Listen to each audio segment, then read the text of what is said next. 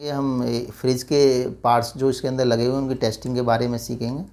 तो जैसे आप जानते हैं कि हमारे यहाँ एबीसी इंस्टीट्यूट में ये हमारा इंस्टीट्यूट है और इसमें हम ट्रेनिंग कराते हैं बच्चों को। तो थ्योरिकल और प्रैक्टिकल दोनों ट्रेनिंग हमारे यहाँ पे होती है और बहुत सारे प्रोडक्ट हमारे यहाँ पे कराए जाते हैं। तो आप आइए, मिलिए, संपर्क करिए हमारे एबीसी इंस्टीट्यूट में। और आज जो हम सिखाएंगे, आज हमारे पास सारे फ्रिज के पार्ट्स रखे हुए हैं, इनकी टेस्टिंग सीखेंगे और ये किस तरीके से काम करते हैं। तो चलिए हम आगे इनको बताते हैं। तो सबसे पहले हम बात करेंगे इन पार्टों के बारे में। तो पार्टों के बारे में हम समझ लेते हैं कि पार्ट कैसे काम कर रहे हैं। तो ये हमारे पास ये टाइमर है और टाइमर का काम होता है कि फ्रिज और डिफ्रॉस्टिंग के लिए और कंप्रेसर को लिए अलग अलग टाइम में ये टाइम देता है।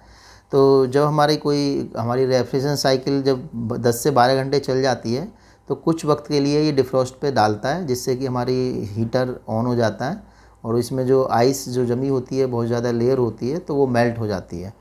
तो उसके लिए ये टाइमर लगा होता है और थर्मोस्टेट हमारी कूलिंग को सेंस करता है, उसके हिसाब से हमारे कंप्रेसर को ऑन ऑफ कराता है।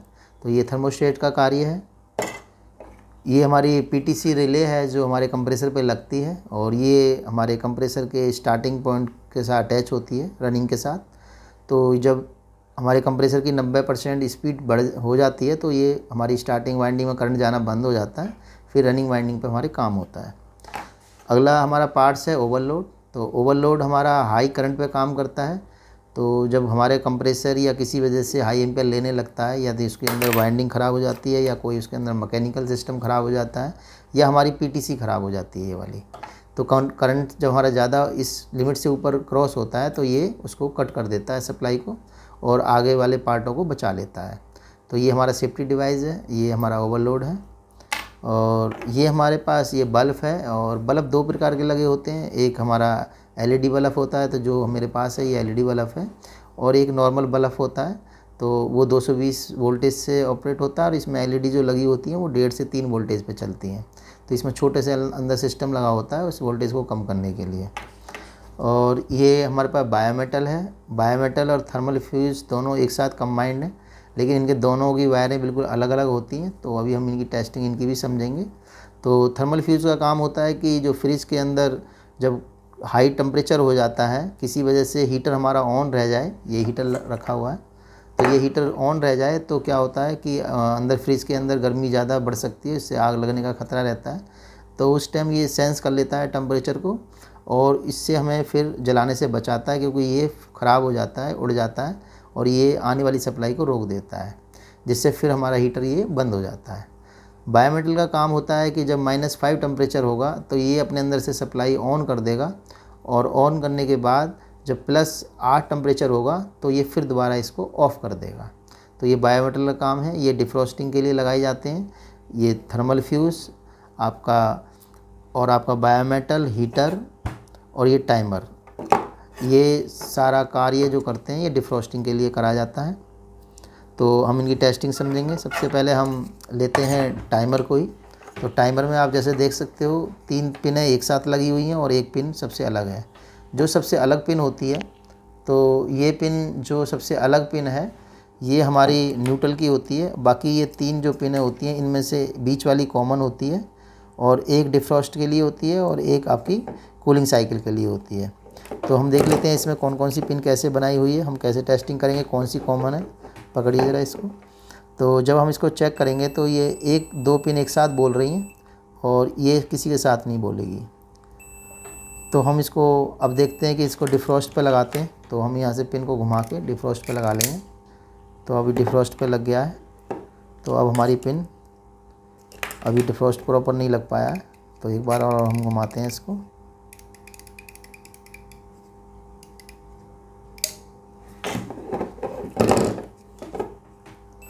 तो अभी इस पर डिफ्रॉस्ट पे आ गया है।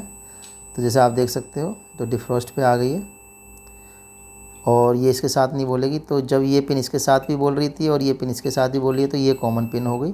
तो हमारी जो फेस इंटर करेगा तो इस वाले पॉइंट पे करेगा और इधर से कंप्रेसर के लिए सप्लाई निकलेगी और ये डिफ्रॉस्ट के लिए निकलेगी।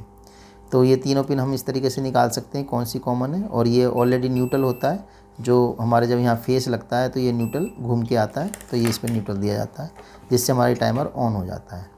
दूसरा हमारा पार्ट है, और यदि ये कोई भी कंटिन्यूटी नहीं बताता है या तीनों में लगातार बताता है तो उस स्थिति में ये शॉर्ट है, और किसी में नहीं बताता है तो ये ओपन हो गया है।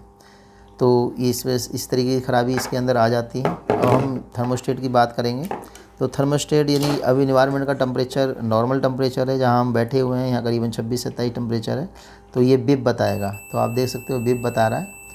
और जब ठंडक हो जाती है तो इसमें लगी हुई इसके अंदर गैस होती है, तो गैस जब इसके अंदर जब ठंडी गैस इसको ठंडक देती है तो उस टाइम ये अपने एब्जॉर्ब करती है टेम्परेचर को, तो स्विच उसी हिसाब से ऑन ऑफ होता रहता है, और जिससे ये सप्लाई जाने वाली भी ऑन ऑफ होती रहती है। ये कंप्रेसर को ऑन ऑफ कराता है टेम्परेचर के अकॉर्डिंग। तो यदि ये बिल्कुल भी इसमें रीडिंग नहीं आ रही है तो ये ओपन हो गया है, और यदि कूलिंग होने के बावजूद भी ये बिप लगातार आ रही है तो इसका मतलब ये शॉर्ट हो गया है। अब अगला पार्ट हम लेंगे, ये हीटर। तो हीटर को चेक करने के लिए तो हीटर की दोनों वायरों पे हम अपनी क्रॉप को लगाएंगे। तो जैसे आप देख सकते हो रेजिस्टेंस शो कर रहा है।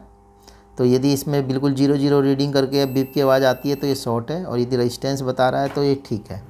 यदि बिल्कुल भी रेजिस्टेंस नहीं आती है तो उस केस में ये ख़राब है, क्योंकि ये बिल्कुल शॉर्ट होके उड़ गया है, तो ये ओपन हो जाएगा, तो उस टाइम भी ये ख़राब है। अब हम बात करेंगे रिले और ओवरलोड की। तो हम सबसे पहले इस रिले को ही लेते हैं। तो रिले आपको 3 पिन की भी रिले मिल सकती हैं, और आपको सिंगल पिन में भी मिल सकती है। तो जैसे हम देख रहे हैं इसके अंदर कि हम दोनों को चेक करके देख लेते हैं। तो हम अब रिले को चेक करेंगे। तो जैसे मेरे पास 2 रिले हैं, तो सबसे पहले जो भी 2 पिन है एक साथ में, ये 2 थिम्बल बने होंगे एक साथ अटैच होते हैं, तो दोनों बराबर भी पाएगी। तो जैसे आप देख सकते हो, क्योंकि ये दोनों एक ही हैं, और जो आमने सामने हैं तो इनमें फ़र्क होता है। तो हम इसमें चेक करते हैं। तो आप देख सकते हो 28 रीडिंग आ रही है और बिप की आवाज़ आ रही है। और दूसरी रिले में देख लेते हैं। तो इसमें यहाँ पिन नहीं दी गई है, तो हमें अंदर से लगा के इसमें चेक करना होगा। तो इसमें आपकी 14 से 13 के करीब रेजिस्टेंस आ रही है। यदि ये 0-0 रीडिंग आ जाती है, मान के चलो यदि हम इस तरीके से रीडिंग आती है तो ये शॉर्ट मानी जाएगी, यानी कि प्रॉपर ओके नहीं मानी जाएगी। और कोई भी रीडिंग नहीं आती है तो फिर ये ओपन मानी जाएगी। तो इसमें कुछ रीडिंग यदि आ रही है 30 से लेके 15 के बीच में रीडिंग आ रही है, तो ये रिले आपकी ओके मानी जाएगी। तो ये दोनों ही रिले ओके हैं। अब हम ओवरलोड की बात करेंगे। तो ओवरलोड भी हमारा 0-0 रीडिंग बताया, क्योंकि इसमें कोई ड्रॉपिंग पॉइंट नहीं होता है, सेम वोल्टेज ट्रांसफ़र कराए जाते हैं। और जब जो करंट ज़्यादा होता है तो इसके अंदर जो पत्ती लगी होती है वो हीट की वजह से सप्लाई आगे जाना बंद कर देती है। तो यदि ये आपकी कोई भी बिप नहीं आ रही है तो ये आपका ओवरलोड ख़राब है, और यदि बिप आ रही है तो ये ठीक है। अब हम डोर स्विच की बात करेंगे। तो ये डोर स्विच भी हमारे फ्रिज में लगता है। तो जैसे ही हम इसको लगाएंगे तो ये बजर दिखाएगा, यानी कि बिप की आवाज़ पूरी आएगी। और इसको हम जब दबाएंगे, तो जैसे दबा रहे हैं तो आपका बंद हो रहा है, बंद और चालू हो रहा है। तो ये डोर स्विच सही है। और ये दबाने पे भी ये लगातार बिप की आवाज़ आती है तो शॉर्ट हो गया है, और कोई भी यदि इसके अंदर बिप नहीं आती है तो ये ओपन हो गया है। तो आज हमने ये चीज़ें सीखी जो फ्रिज के अंदर ठीक करी जाती हैं। तो आप आइए हमारे एबीसी इंस्टीट्यूट में एडमिशन लीजिए और अच्छी तरह जानकारी आप लीजिए। धन्यवाद।